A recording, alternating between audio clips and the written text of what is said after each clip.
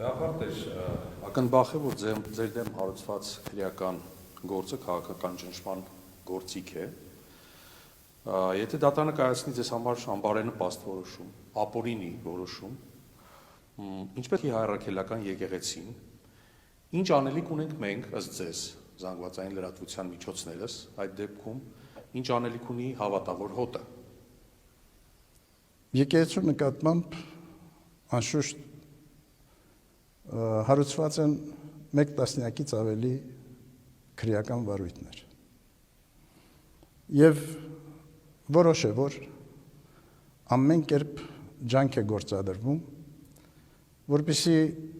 ինչպես ասացինք, իրենց կամքին ենթարկեցվի եկեղեցին։ Եվ որպեսզի հասնեն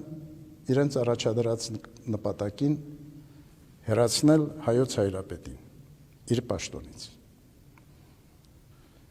Եթե այդ նպատակի իրագործման համար նման գործողության դիմեն, ձերբակալեն հայոց հայրապետին, անշուշտ մենք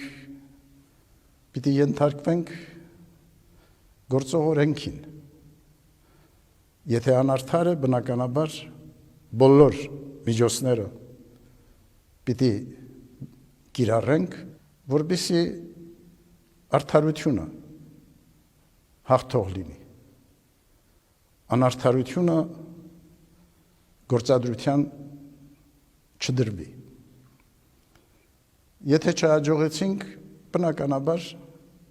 ինչպես մեր մյուս հոգևորականների պարականը, մենք նույնպես պատրաստ ենք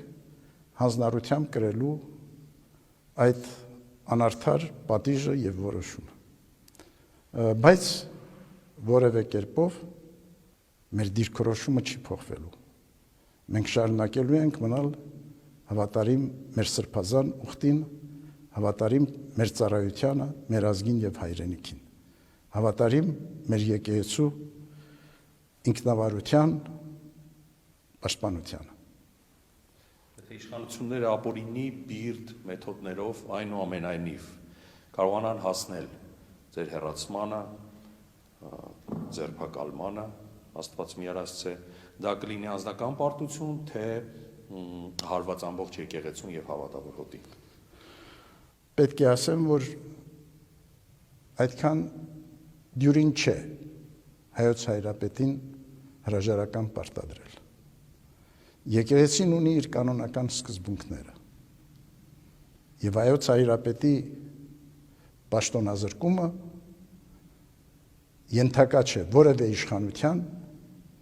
որևէ անձի եւ կառույցի տնօրինման։ Եթե հարցեր կան ընդդեմ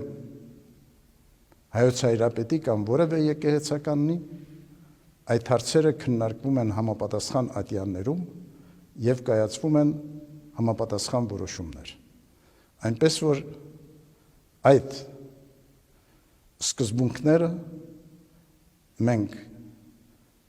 ամենայն ջանադրությամբ պաշտպանելու ենք